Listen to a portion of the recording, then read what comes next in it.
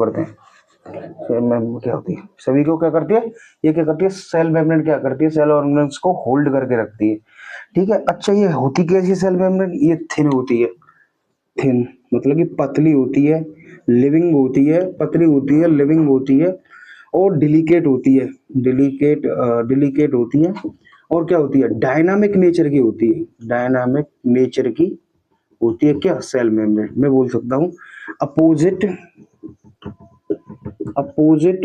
To the cell wall, जो cell wall के opposite होती है वही क्या होती है, सेल मेम्ब्रेन होती है, उसी को बोलते हैं सेल मेम्ब्रेन। ठीक है, सेल मेम्ब्रेन को और किन किन नामों से जानते हैं, सेल मेम्ब्रेन को नाम हम जानते हैं सेल वायो मॉलिक्यूल्स के नाम से भी जानते हैं सेम। ठीक है, वायो मॉलिक्यूल्स के नाम से जानते हैं, नहीं बायो मेम्ब्रेन है भाई, ये बायो मेम्ब्रेन के नाम से भी जानते हैं सेम। ठीक है, एक सेल मेम्ब्रेन के नाम से जानते हैं जो कि हम पढ़ रहे हैं अभी। ठीक है, सेल मेम्ब्रेन हो गया, वायो मेम्ब्रेन हो गया, और क्या बोलते हैं, प्लाज्मा मेम्ब्रेन के नाम से भी जानते हैं सेम, प्लाज्मा मेम्ब्रेन के नाम से, प्लाज्मा मेम्ब्रेन के नाम से जानते हैं, तो प्लाज्मा लेमा के नाम से भी जानते हैं, प्लाज्मा लेमा के नाम से, मतलब इन नामों से हम इसको जानते हैं सेल मेम्ब्रेन को। ठीक है, इन नामों से जानते हैं सेल मेम्ब्रेन को। ठीक है, किन किन नामों से जानते हैं, इन नामों से जानते हैं सेल मेम्ब्रेन को। और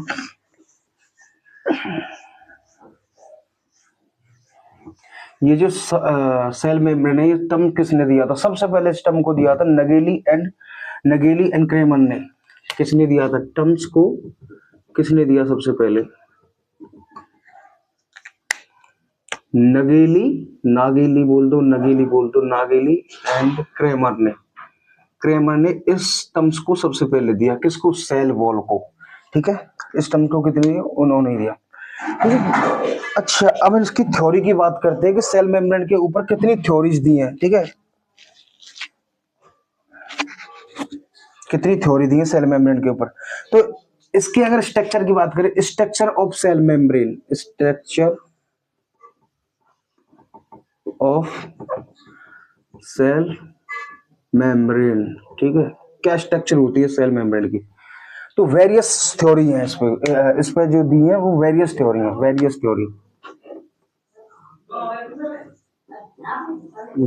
थ्योरी है। ठीक है, कितनी है, वेरियस थ्योरी है। उनमें जो सबसे पहली थ्योरी होती है, मतलब टू एक्सप्लेन द स्ट्रक्चर, मतलब कि वेरियस थ्योरी है जो कि एक्सप्लेन करती हैं स्ट्रक्चर को, जो सेल पर। लाइपोडियल मॉडल, सबसे पहला मॉडल था लाइपोडियल मॉडल। अच्छा भाई, ये जो मॉडल था ये सबसे पहला मॉडल था, वेरियस थ्योरीज के अंदर ही आता है लाइपोडियल मॉडल सबसे पहला मॉडल होता है, जो कि 1902 में दिया था वाई ओवरटन ने। ठीक है, वाई ओवरटन ने 1902 में दिया था, 1902 में दिया था ओवरटन ने लाइपोडियल मॉडल। इस मॉडल के अंदर उन्होंने क्या बताया था कि जो सेल मेम्ब्रेन होती है वो किसकी, लिपिड की बनी होती है। क्या, जो सेल मेम्ब्रेन होती है वो है किसकी बनी होती है, लिपिड्स की बनी होती है, लिपिड्स। ये मानो कोई लिपिड है, ठीक है, ये कोई लिपिड है, ठीक है, ये कोई क्या है, ये कोई लिपिड है। ठीक है, तो जो थे ओवरटन क्या थे, उन्होंने बताया था कि जो सेल मेम्ब्रेन होती है वो किसकी बनी होती है, लिपिड की बनी होती है। केवल उन्होंने अपनी जो थ्योरी थी, अपना जो मॉडल था, इतना ही बताया था ओवरटन ने कि जो सेल मेम्ब्रेन है वो लिपिड की बनी होती है। ठीक है, उसके बाद और भी साइंटिस्ट आए। ठीक है, दूसरा मॉडल क्या था, दूसरा मॉडल था सैंडविच मॉडल, या फिर इसको बोल सकते हैं हम ट्राइलेमिनार, सैंडविच या ट्राइलेमिनार मॉडल। ठीक है, जो दूसरा वाला मॉडल था, second model sandwich model, and एक और नाम से जानते हैं ट्राइलेमिनार मॉडल। ठीक है, इस मॉडल के अंदर क्या बताया था, इसका जैसे कि नाम से पता चल रहा है सैंडविच। अब सैंडविच कैसी होती है, एक ब्रेड ऊपर एक ब्रेड नीचे, और बीच में जो भरा हुआ होता है इसके अंदर जो भी है, ठीक है, ऐसी तो होती है। तो सैंडविच के अंदर कितनी लेयर है?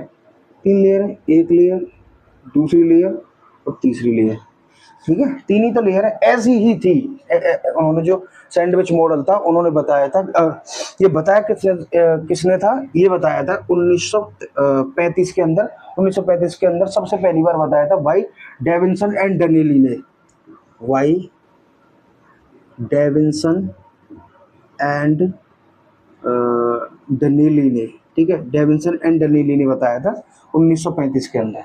इन्होंने क्या बताया था, मानो ये एक स्ट्रक्चर देखते हैं इसका कैसा होता है मॉडल इसका, देखो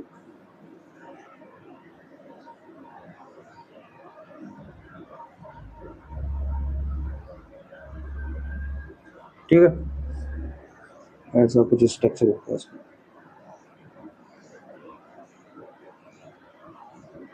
ठीक है, ऐसा स्ट्रक्चर। और देखते हैं इसके अंदर, ठीक है,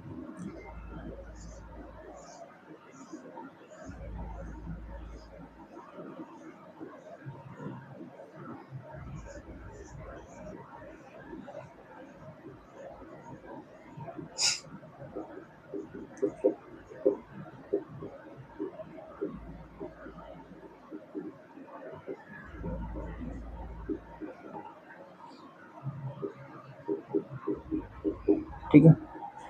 अच्छा, ये कैसा लग रहा है, ठीक है। उन्होंने क्या बताया था, इसकी जो फर्स्ट लेयर है, मतलब जो फर्स्ट लेयर है ये क्या है, ये फर्स्ट लेयर किसकी बनी होती है, ये फर्स्ट लेयर होती है प्रोटीन की बनी होती है, किसकी, प्रोटीन की। और प्रोटीन भी कौन सी, अल्फा ग्लोब्यूलर प्रोटीन की, alpha globular protein, globular protein की बनी होती है फर्स्ट लेयर जो होती है। और जो थर्ड वाली लेयर है ये भी सेम है, ठीक है, जो थर्ड वाली लेयर है इसकी, ये भी किसकी बनी होती है, प्रोटीन की। और कौन सी protein, alpha globular protein, alpha globular protein की ही बनी है, ये भी अल्फा ग्लोब्यूलर प्रोटीन की बनी होती है, ठीक है। जो सेकंड वाली लेयर होती है जो डिफरेंट होती है, जो कि first layer and third layer are the same which make up protein, but जो सेकंड वाली लेयर है ये किसकी बनी होती है भाई, ये होती है लिपिड की बनी, ये किसकी बनी होती है, लिपिड्स से बनती है, ठीक है। ये किससे बनती है, लिपिड से बनती है, bilayer lipids, bilayer, इसको वायु मोलिकुलर लेयर भी बोल देते हैं। और क्या बोल देते हैं भाई, जैसे वायु मोलिकुलर, वायु मोलिकुलर क्या लेयर, ठीक है, ठीक है भाई। हाँ जी, क्या बताया था सैंडविच मॉडल के अंदर, ये 1935 में दिया था भाई डेविंसन एंड डनेली ने। इन्होंने बताया था कि जो सैंडविच मॉडल के अंदर क्या होती है, जो तो जो सेल मेम्ब्रेन होती है वो 3 लेयर में डिवाइड होती है, first layer, second layer and third layer. जो फर्स्ट लेयर होती है वो किसकी बनी होती है, प्रोटीन की बनी होती है। और जो थर्ड लेयर है वो भी प्रोटीन की बनी होती है। और जो प्रोटीन होती है वो कौन सी प्रोटीन होती है, alpha globular protein. First layer और थर्ड लेयर किसकी बनी होती है, अल्फा ग्लोब्यूलर प्रोटीन की, ठीक है, अल्फा ग्लोब्यूलर प्रोटीन की। जो सेकंड लेयर होती है वो किसकी बनी होती है, लिपिड्स की, वाई लेयर, ठीक है, वायु मोलिकुलर लेयर, ठीक है। अगर मैं इसका एक पार्ट निकाल के इस लिपिड्स को यहाँ देखूँ, ठीक है, ये कुछ ऐसा दिखेगा, ठीक है, ऐसा कुछ दिखेगा। जो ये ऊपर वाला है ना, ये ऊपर वाला पार्ट है, इसको बोलते हैं हेड, हेड रीजन, ठीक है, हेड रीजन। और ये कौन सा है, टेल रीजन, टेल रीजन, ठीक है। हेड रीजन और टेल रीजन, जो हेड रीजन होता है वो किसका बना होता है, फॉस्फेट का बना होता है, किसका, फॉस्फेट का बना होता है हेड रीजन।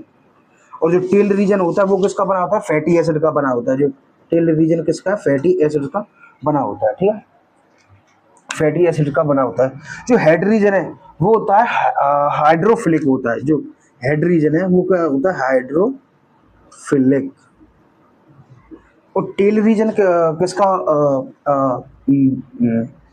हाँ, हाँ, तो टेल रीजन के अंदर क्या होता है, हाइब्रोफिलिक, हाइब्रो हाइग्रोफोबिक, ठीक है, हाइग्रो फोबिक। अच्छा, हाइग्रोफोबिक और हाइग्रोफिलिक का क्या मतलब है, हाइग्रोफिलिक का मतलब होता है जिनको पानी अच्छा लगता है, वो क्या होता है, हाइग्रोफिलिक, जैसा कि नाम से पता चला है हाइड्रोफिलिक। और हाइग्रोफिलिक को, हाइग्रोफोबिक क्या होता है, जिनको पानी अच्छा नहीं लगता है, ठीक है, यही था, ठीक है, इसके अंदर इतना ही था, ठीक है, देख लो भाई, ठीक।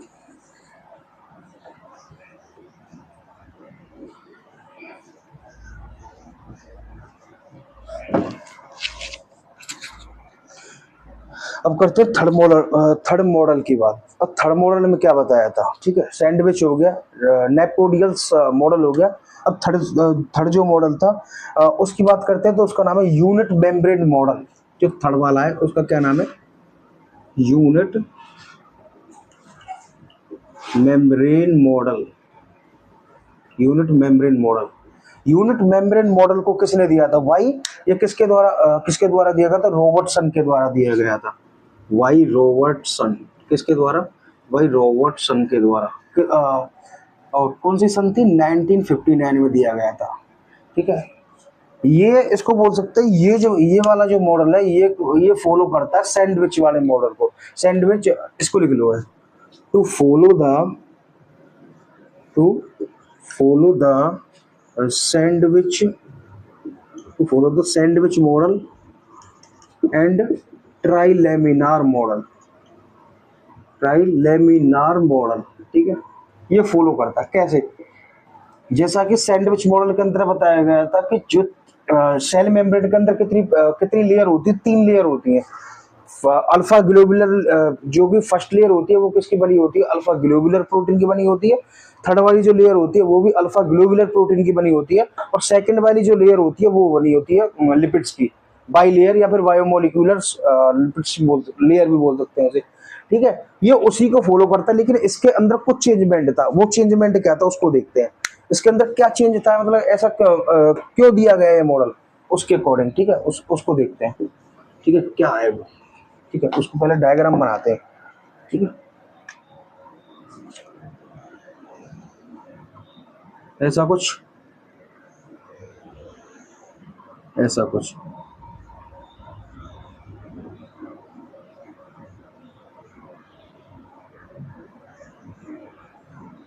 ऐसा कुछ, ठीक है। एक मिनट।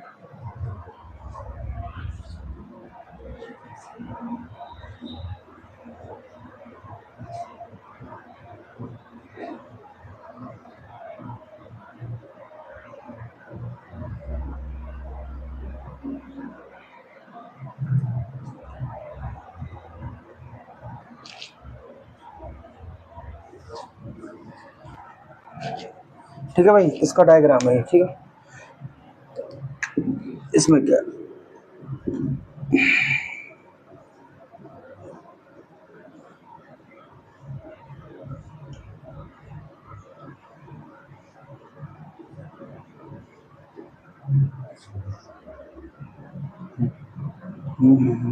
ये नीचे से है ना, ऊपर से, ये सही है।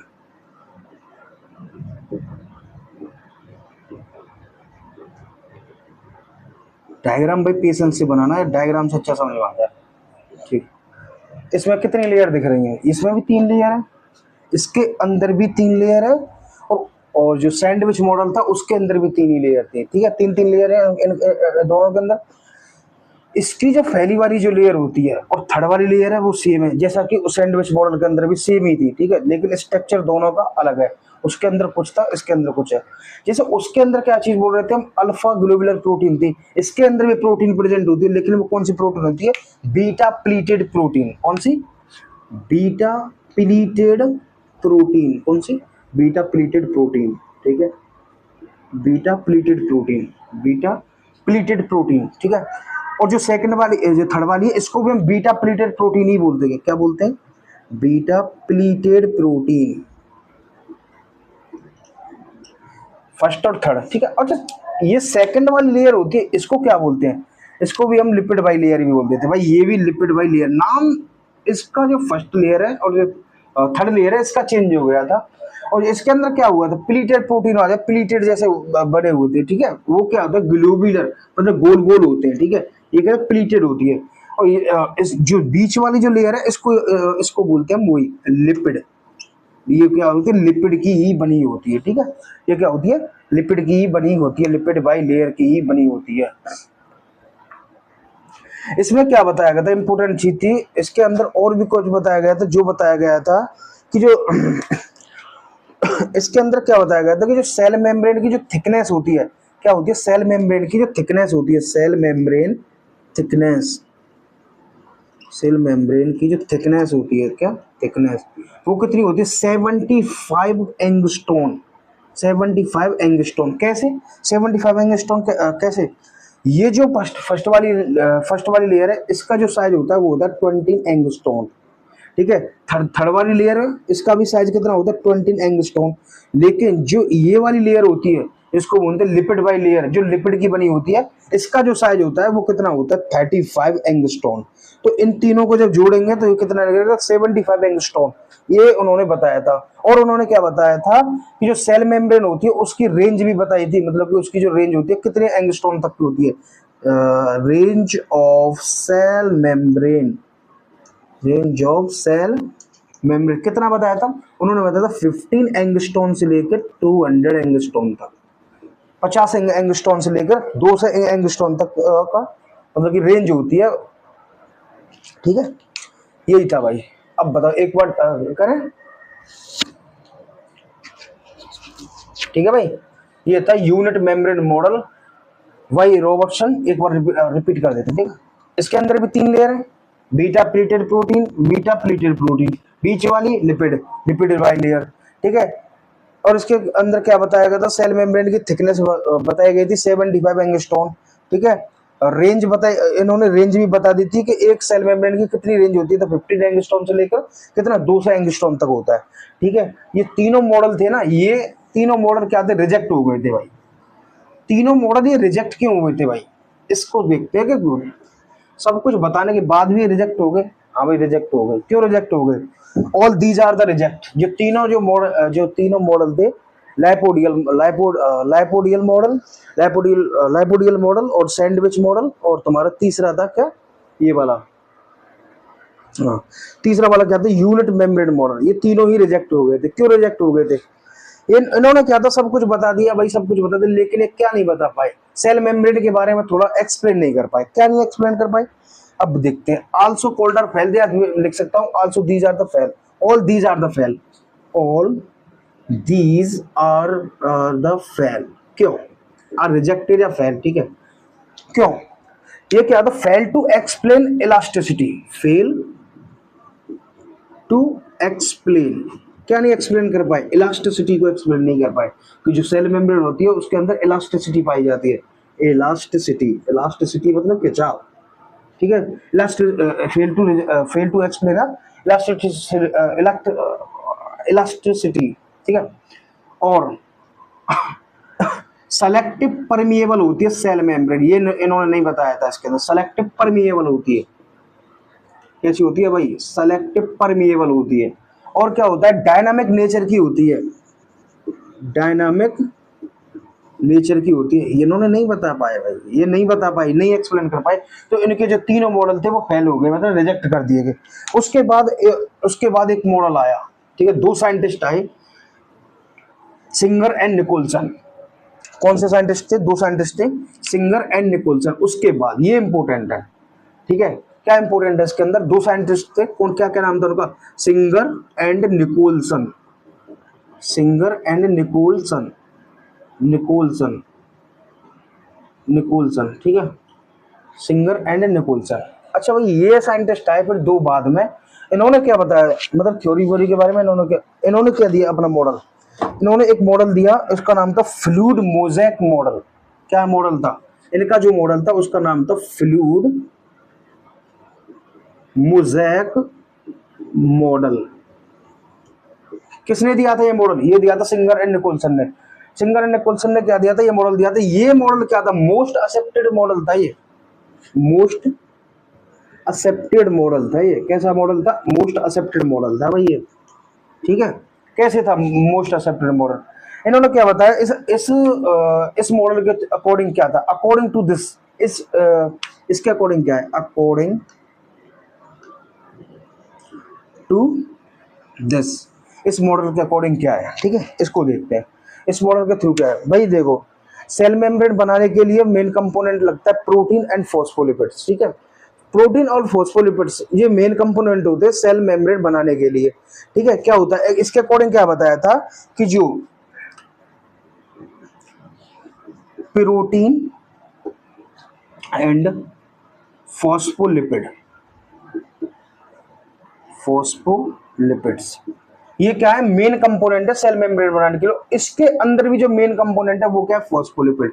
ये क्या सबसे ज्यादा मेन कंपोनेंट है, ये किसके लिए, सेल मेम्ब्रेन बनाने के लिए, सेल मेम्ब्रेन बनाने के लिए। ठीक है, अब सेल मेम्ब्रेन कैसी होती है, मतलब कि जो प्रोटीन होती है सेल मेम्ब्रेन के अंदर, कैसी, जो प्रोटीन होती है ना सेल मेम्ब्रेन के अंदर, protein in cell membrane, protein in cell membrane, कैसी होती है, iceberg in the sea of the phospholipid, iceberg of the sea of phospholipid. क्या मतलब है इसका, फोस्फोलिपिड। ठीक है, फोस्फोलिपिड इसका क्या मतलब है, देखो इस मतलब को समझते हैं पहले। इस शब्द का क्या मतलब है, iceberg of the sea of phospholipid. देखो इसको एक्सप्लेन करूं दोबारा, नहीं देखो, जब तीनों मॉडल जो फेल हो गए थे, मतलब रिजेक्ट हो गए थे, तो उसके बाद दो साइंटिस्ट आए थे, सिंगर एंड निकोलसन। इन दोनों साइंटिस्टों ने एक मॉडल दिया अपना, फ्लूइड मोज़ेक मॉडल। इस मॉडल के अंदर क्या बताया गया था, प्रोटीन और फॉस्फोलिपिड के बारे में ही बताया गया था। इस मॉडल के अंदर क्या बताया था, इसके अंदर जैसे मैं जो अभी बता रहा था, क्या बोल रहा था कि जो प्रोटीन होती है protein iceberg in the sea of phospholipid. मतलब क्या है इसका, देखो भाई, ये कोई समुद्र है, मानो ये क्या है, समुद्र है। ठीक है, इस समुद्र के अंदर या बीच में उसके, इसके अंदर क्या है कि आइसबर्ग जैसे, ये क्या है, आइसबर्ग है, आइसबर्ग है ये। ठीक है, आइसबर्ग, ये क्या है भाई, आइसबर्ग है, ये क्या है, आइसबर्ग।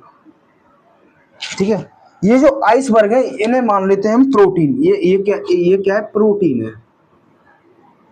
ठीक है, और ये जो समुद्र है, मतलब ये सी है ना, इस समुद्र की बात हुई, ये है फोस्फोलिपिड।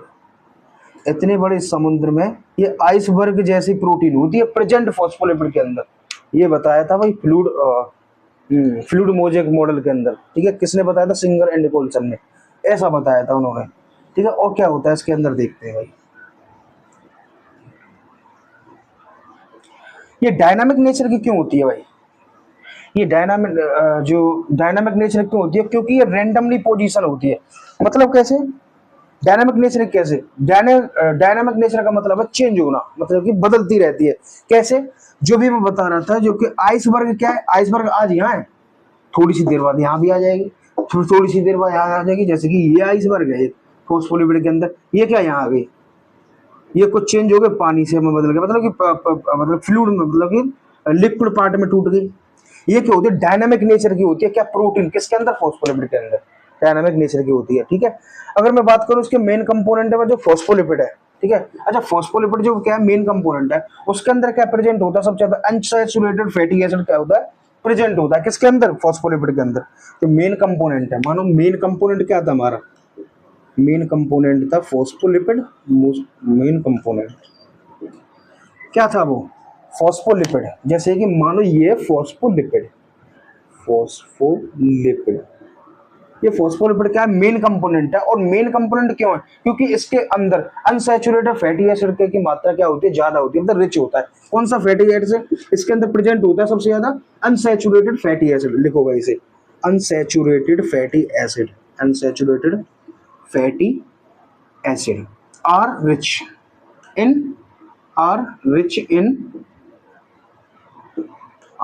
इन किसके अंदर, फॉस्फोलिपिड के अंदर, फॉस्फोलिपिड के अंदर। ठीक है, जब ये जो फॉस्फोलिपिड के अंदर जो अनसैचुरेटेड फैटी एसिड क्या होते हैं, रिच होते हैं।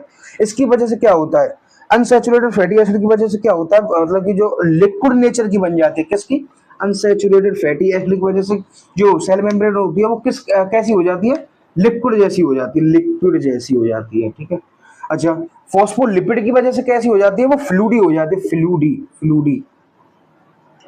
आगे बात समझ भाई, मेन कंपोनेंट था फोस्फोलिपिड, जो कि सेल मेम्ब्रेन के अंदर बहुत ज्यादा मात्रा में प्रेजेंट होता है। क्यों प्रेजेंट होता है, ठीक है, और जो फॉस्फोलिपिड होता है उसके अंदर क्या प्रेजेंट हो, अनसैचुरेटेड फैटी एसिड प्रेजेंट होते हैं बहुत ज्यादा मात्रा में। इसकी वजह से अनसैचुरेटेड फैटी एसिड की वजह से क्या होता है, लिक्विड फॉर्म में क्या हो जाती है, सेल मेम्ब्रेन चेंज हो जाता है लिक्विड फॉर्म में। और फॉस्फोलिपिड की वजह से क्या होता है, फ्लूइडी हो जाती है। ये पार्ट, ये बात है इसके अंदर, ठीक है। जैसे कि अगर मैं मानो फ्लूइडियासिस, स्टेरॉयल, स्टेरॉयल क्या होता है, स्टेरॉयल लाइक सबस्टेंस, जैसे कोई स्टेरॉल लाइक सबस्टेंस है, steroidal like substance, sterol like substance, ठीक है, स्टेरॉल लाइक सबस्टेंस। जैसे कि क्या क्या इसके अंदर, जिसके अंदर फाइटोस्टॉल हो गया, कोलेस्ट्रॉल हो गया, ठीक है। क्या क्या होता है स्टेरॉल लाइक सबस्टेंस, क्या होता है, फाइटोस्टेरॉल, फाइटोस्टेरॉयल और cholesterol,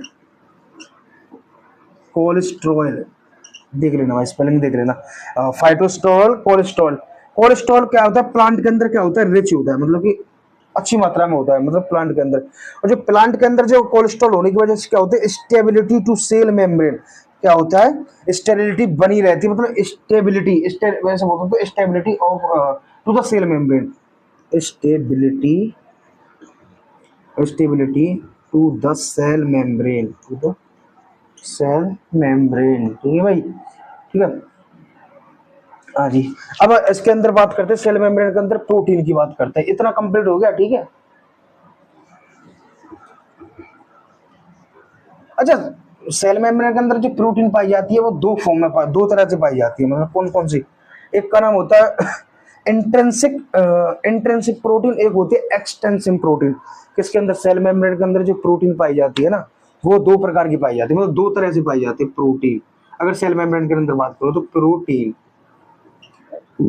first is a intrinsic protein, लिखो भाई इसे, इंट्रिंसिक प्रोटीन कौन सी होती है, पहली वाली इंट्रिंसिक, इंट्रिंसिक प्रोटीन, ठीक है। जो इंट्रिंसिक प्रोटीन होती है किसके अंदर, सेल मेम्ब्रेन के अंदर, वो कितनी होती है, 70% होती है भाई। और जो दूसरी वाली होती है ना, जो extensive protein, extrinsic protein, extrinsic protein, ठीक है, ये कैसी होती है भाई, ये कैसी प्रोटीन होती है, 30% होती है। इतना ही समझ लो बस। इसके अंदर जो प्रोटीन होती है सेल मेम्ब्रेन के अंदर, intrinsic protein and extensive protein. जो इंट्रिंसिक प्रोटीन होती है वो 70% होती है, जो एक्सटेंसिक प्रोटीन होती है वो 30% होती है, ठीक है। इतना ही समझ लो। एक लास्ट टॉपिक देख लेते हैं आज की डेट, मतलब आज के जो लेक्चर में लास्ट टॉपिक देख लेते हैं, ठीक है। उसका नाम है प्लाज्मोडेस्माटा। ये क्या है भाई, टॉपिक है प्लाज्मोडेस्माटा। प्लाज्मोडेस्माटा का क्या मतलब है, प्लाज्मोडेस्माटा का मतलब है कि मानो हम कोई मल्टी सेलुलर प्लांट लेते हैं, मतलब मल्टी सेलुलर सेल लेते हैं। अब भाई देखो, जितने भी प्लांट है वो सभी मल्टी सेलुलर है। मतलब मल्टी सेलुलर का मतलब होता है कि जिस प्लांट के अंदर अधिक सेल पाई जाए या फिर एक से ज्यादा सेल्स पाई जाए, उन्हीं को क्या बोलते हैं, मल्टी सेलुलर बोलते हैं। और क्या करते हैं हम, मल्टी सेलुलर कोई प्लांट लेते हैं, ठीक है, मल्टी सेलुलर कोई प्लांट ले लिया। मल्टी सेलुलर का मतलब है ज्यादा, एक से ज्यादा सेल होना, ठीक है। जैसे कि ये सेल्स हैं, प्लांट की सेल्स ऐसी होती है, ठीक है, मैंने बहुत बार बताया अभी, ये प्लांट सेल,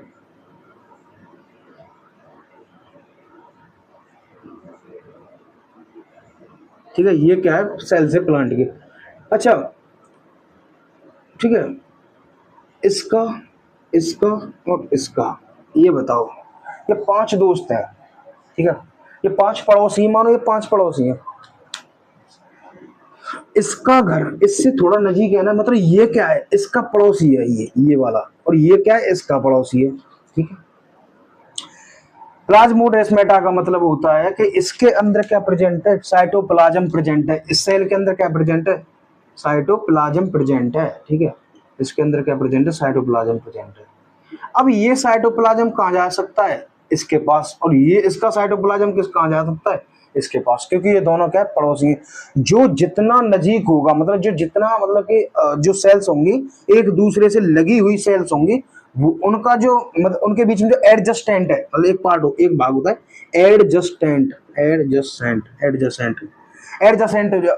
क्या होता है, मतलब कि जब दो सेल्स एक पास होना, मतलब कि अब इस सेल को, मतलब एक ही जगह पे होना और उनका साइटोप्लाज्म का चेंज होना, ठीक है। अब इस सेल का इसके साथ थोड़ा दूर है भाई, ये इसके बीच में क्या, ये सेल है, ठीक है, इसका इससे दूरी पे, लेकिन इसका और इसका तो अलग सेम है ना, एक ही जगह, मतलब एडजस्टेंट का मतलब चिपके होना, ठीक है। उसी को बोलते हैं प्लाज्मोडेस्माटा। आज का टॉपिक यही खत्म करते हैं। अगले टॉपिक में हम बात करेंगे सेल वॉल की, ठीक है। Thank you.